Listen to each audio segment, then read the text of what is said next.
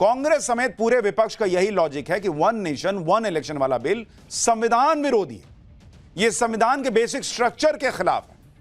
अब विपक्ष के इस लॉजिक पर तो किसी को भी हंसी आ जाए, क्योंकि जो लोग संविधान बनाने का हिस्सा रहे वो खुद वन नेशन वन इलेक्शन के तहत ही चुनकर आए थे। पहली बार आम चुनाव साल 1951-52 में हुए थे, तब लोकसभा और राज्यों के चुनाव एक साथ हुए और यह सिलसिला 1967 तक चला। तो जिन्होंने संविधान बनाया उनके आंखों के सामने वन नेशन वन इलेक्शन चलता रहा, तो संविधान विरोधी कैसे था बॉस? उन्होंने नहीं कहा कि हमने संविधान बनाया कुछ और नेहरू जी आप कर रहे हैं कुछ। तब आपको नहीं समझा नेहरू जी संविधान विरोधी थे। जब एक साथ चुनाव कराने का सिलसिला टूटा तो फिर से इस सिस्टम को दोबारा लागू करने की कोशिश भी हुई। साल 1983 में इलेक्शन कमीशन ने एक साथ चुनाव कराने की बात कही। साल 1999 में लॉ कमीशन ने इसका समर्थन किया कि boss one nation one election करा दीजिए। साल 2017 में नीति आयोग ने इस पर जोर दिया। लेकिन जैसे बाकी चीजों का हाल था, एक शौचालय देश की महिलाओं को देने के लिए कोई नरेंद्र मोदी लगता है कि हर घर में एक शौचालय कम से कम आ जाए, ये वन नेशन वन इलेक्शन कराते हैं, ये संसद भवन बनवाते हैं। यानी विपक्ष का यह कहना कि वन नेशन वन इलेक्शन संविधान के खिलाफ है, या ये लॉजिक देना कि वन नेशन वन इलेक्शन तो संभव ही नहीं है, इन दोनों ही लॉजिक में कोई दम नहीं दिखता। जब देश आजादी हुआ था तब वन नेशन वन इलेक्शन हो गया, तब संभव था। आज इतनी टेक्नोलॉजी हो गई तब वन नेशन वन इलेक्शन नहीं हो सकता इनके हिसाब से।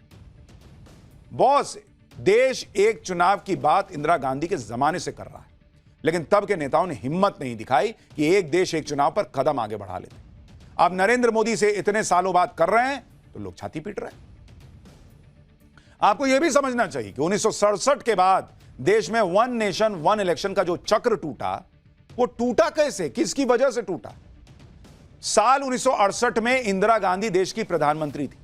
1968 की शुरुआत में ही यूपी में राष्ट्रपति शासन लग गया था, विधानसभा को भंग कर दिया गया। पंजाब में भी सरकार को भंग कर राष्ट्रपति शासन लगा दिया गया, विधानसभा को भंग किया गया। जून 1968 में आंध्र प्रदेश में तत्कालीन मुख्यमंत्री कासु ब्रह्मानंद रेड्डी पर भ्रष्टाचार का आरोप लगने के बाद उन्हें इस्तीफा देना पड़ा और फिर विधानसभा को भंग किया गया। बिहार में भी काफी उठापटक देखने को मिली और 1967 में के बाद गठबंधन की सरकारें बनी, गिरी, राष्ट्रपति शासन लगा। इसी तरह केरल, गुजरात, मध्य प्रदेश में हुआ। कहीं सीएम के निधन के बाद विधानसभा भंग हुई, कहीं दूसरी वजह से, कहीं पार्टी के टूटने से, तो कहीं सीएम पर भ्रष्टाचार के आरोप लगने से विधानसभा को भंग कर दिया गया। और इस तरह देश में एक साथ इलेक्शन का सिलसिला टूट गया। साल 1967 में पहली बार कांग्रेस बिना नेहरू के आम चुनाव में उतरी थी। कांग्रेस लगातार चौथी बार केंद्र में सरकार बनाने में कामयाब रही, लेकिन उसकी यह जीत पिछले 3 चुनावों जैसी नहीं थी। इंदिरा गांधी दूसरी बार प्रधानमंत्री जरूर बनी, लेकिन आम चुनाव के साथ साथ राज्यों में कराए गए विधानसभा चुनावों में उन्हें झटका लगा। कांग्रेस को 6 राज्यों में हार का सामना करना पड़ा।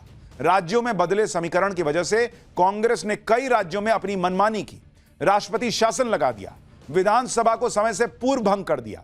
जो कसर बाकी रह गई थी उसे इंदिरा गांधी ने लोकसभा चुनाव में पूरा कर दिया। लोकसभा के जो चुनाव 1972 में होने चाहिए थे उसे भी 1 साल पहले 1971 में ही करवा दिया। यानी इंदिरा गांधी के दौर में ही देश में वन नेशन वन इलेक्शन का सिलसिला टूटा। यही बात आज राज्यसभा में बीजेपी अध्यक्ष जेपी नड्डा ने याद दिलाई।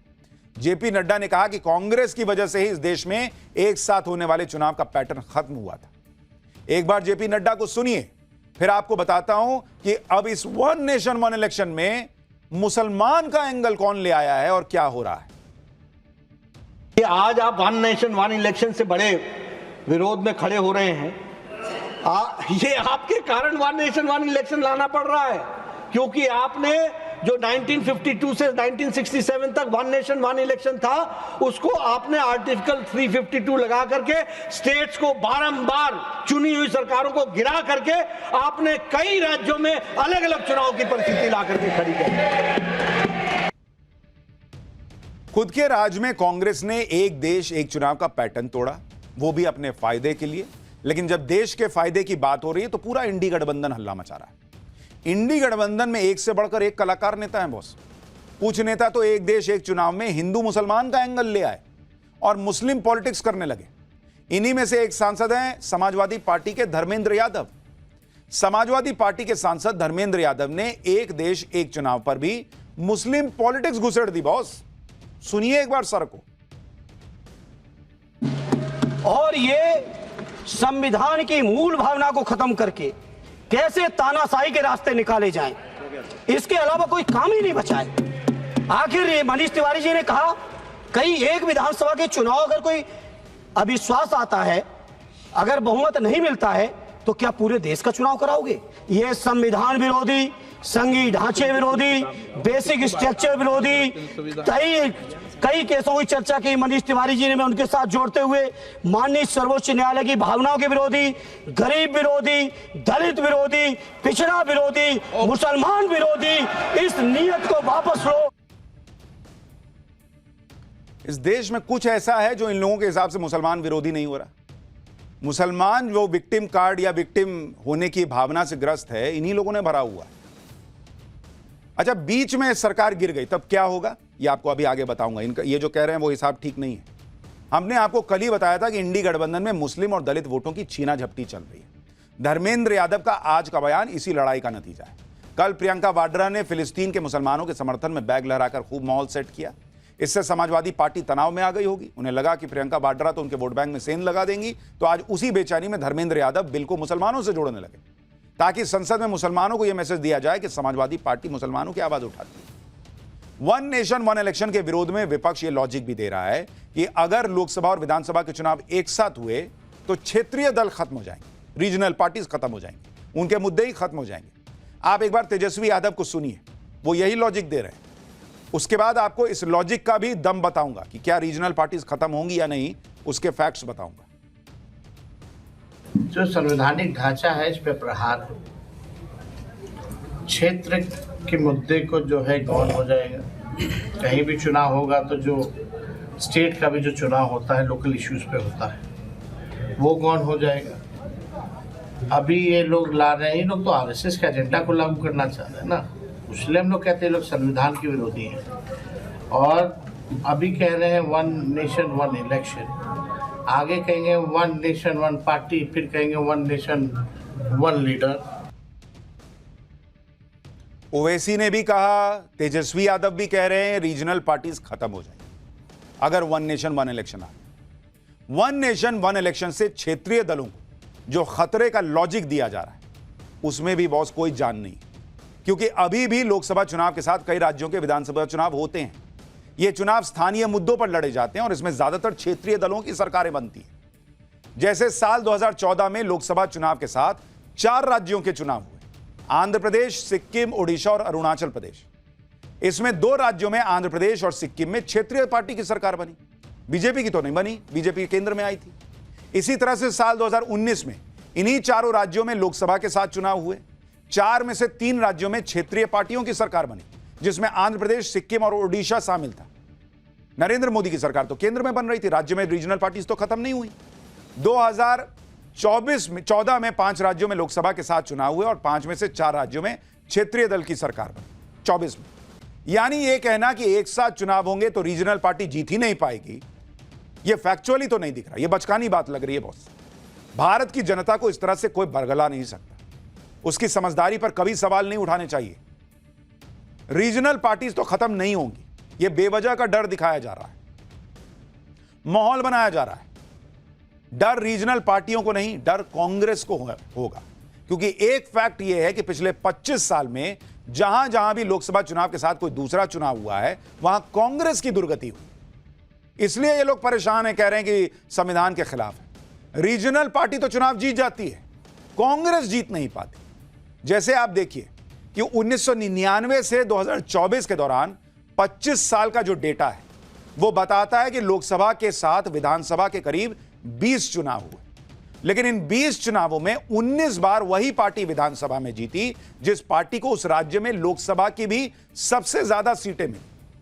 इसमें रीजनल पार्टियों को भी जीत मिली, बीजेपी को भी जीत मिली, लेकिन सबसे कमजोर कांग्रेस साबित हुई। सिर्फ ऐसा 2 बार हुआ जब किसी राज्य में एक साथ लोकसभा और विधानसभा का चुनाव हुआ और कांग्रेस को दोनों में जीत मिली। ऐसा 1999 में कर्नाटक विधानसभा चुनाव में हुआ, जब उसके चुनाव लोकसभा चुनाव के साथ हुए थे। तब कर्नाटक विधानसभा चुनाव कांग्रेस जीती और कर्नाटक में सबसे ज्यादा लोकसभा सीट भी कांग्रेस को आई। इसी तरह से 2009 में आंध्र प्रदेश के चुनाव लोकसभा चुनाव के साथ हुए थे। विधानसभा चुनाव में कांग्रेस को जीत मिली और राज्य में सबसे ज्यादा लोकसभा सीट भी कांग्रेस को आई। यानी सबसे ज्यादा नुकसान कांग्रेस का होता है। भाई रीजनल पार्टीज का कोई नुकसान नहीं है। आपको याद होगा 2019 में, मान लीजिए उड़ीसा का एग्जांपल लीजिए, बीजेडी वहां विधानसभा भी जीती, लोकसभा के साथ चुनाव हुए थे, और जो राज्य की लोकसभा की सीटें थी वो भी बीजेडी ने जीती, बीजेपी तो नहीं जीती थी। तो फिर कांग्रेस का पहला डर यही है कि एक साथ चुनाव होने की स्थिति में कांग्रेस का ट्रैक रिकॉर्ड खराब है। दूसरा डर यह है कि नरेंद्र मोदी के चेहरे पर अगर राज्यों में भी लोकसभा की तरफ वोट डाल दिए गए तो कांग्रेस की रही सही राजनीति खत्म हो जाएगी, क्योंकि जहां पर रीजनल पार्टियां प्रभावी हैं वो तो जीत जाएंगी, कांग्रेस का बंटाधार हो जाएगा। वन नेशन वन इलेक्शन का जो बिल आज पेश हुआ है, उसके कुछ ऐसे प्रावधानों के बारे में आपको बताता हूं जिस पर इंडी गठबंधन बवाल मचा रहा है। बिल में यह प्रावधान है कि देश में लोकसभा और विधानसभा के चुनाव साल 2029 में एक साथ होंगे। इसके लिए जिन विधानसभा का टर्म 2029 से पहले खत्म होगा उन्हें 2029 तक का एक्सटेंशन मिल जाएगा, और जिन विधानसभाओं का टर्म 2029 के बाद खत्म हो रहा है उन्हें 2029 में साथ में खत्म करा के एक साथ चुनाव करा दिया जाएगा। तो इसमें भी मिक्स्ड फायदा नुकसान है भाई। जिनका बढ़ेगा उसमें कर्नाटक भी तो है, कांग्रेस की सरकार है, वो भी बढ़ जाएगा, 2029 तक चला जाएगा। इसमें विपक्ष के राज्य भी शामिल होंगे जिनके कार्यकाल को बढ़ाया जाएगा, जैसे कर्नाटक, हिमाचल प्रदेश, पश्चिम बंगाल। इसी तरह बीजेपी शासित राज्यों में भी होगा। विपक्ष का यह कहना है कि साल 2029 में जब सभी राज्यों के चुनाव लोकसभा के साथ हो जाएंगे तो उसके बाद अगर किसी भी राज्य में सरकार गिरी तो उससे बीजेपी को फायदा हो जाएगा, केंद्र सरकार वहां अपना शासन चलाने लगेगी। क्या पूरे देश में फिर से एक साथ चुनाव होगा कहीं भी एक जगह सरकार गिर गई तो? लेकिन ऐसा भी नहीं है। बिल के प्रावधान के मुताबिक अगर मान लीजिए यूपी में साल 2029 में चुनाव हुए, एक एग्जांपल दे रहा हूं, और 2021-31 में 2031 में मान लीजिए यूपी में विधानसभा भंग हो जाती, तो यूपी में खाली फ्रेश चुनाव होंगे, पूरे देश में फिर से वन नेशन वन इलेक्शन नहीं होगा। और यह चुनाव 5 साल के लिए नहीं बल्कि जो बचे हुए 3 साल होंगे उनके लिए होंगे। मतलब 2021-31 में मान लीजिए यूपी में फिर चुनाव कराना पड़ा तो जो नई सरकार बनेगी वो 2034 तक के लिए होगी। फिर 2034 में जब पूरे देश में चुनाव होंगे, वन नेशन वन इलेक्शन होगा, तो फिर यूपी में भी होगा। मतलब किसी भी राज्य का एग्जांपल यूपी दे रहा हूं। तो यह कह देना कि भाई हर बार क्या वन एक साथ पूरे देश में चुनाव होगा, नहीं बॉस, ऐसा नहीं। अच्छा, जो लोग कह रहे हैं कि भाई सरकारें गिरा देगी बीजेपी को, अरे भाई आप कहते हैं बीजेपी सरकार गिराती है धन बल से, सत्ता बल से, फलाने ढिमकाने से, तो सरकार गिराएगी तो बीजेपी को ही नुकसान होगा ना। जितना समय बचा है उतने के लिए सरकार बनेगी, 5 साल के लिए नहीं बनेगी।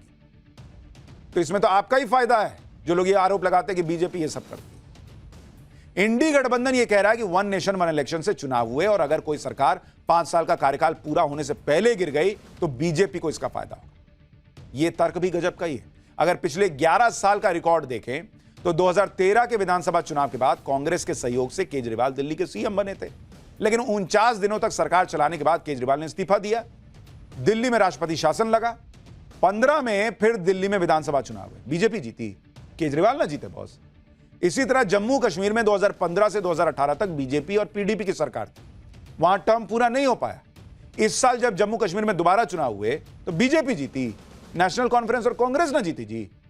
इसी तरह साल 2018 में तेलंगाना में मिड टर्म चुनाव हुए, वहां भी सरकार बीआरएस की बनी, कौन सा बीजेपी जीत गई। तो यह लॉजिक भी गलत है कि इस बिल से बीजेपी को फायदा हो जाएगा।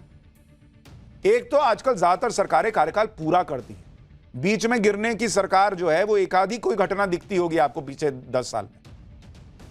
दूसरी बात, कार्यकाल बीच में खत्म होने पर बीजेपी की सरकार बन जाएगी, इसकी कोई गारंटी नहीं है बिल में। कई उदाहरण हैं जिसमें बीच में कार्यकाल खत्म होने पर दोबारा चुनाव हुए तो बीजेपी के विरोधियों की सरकार बनी।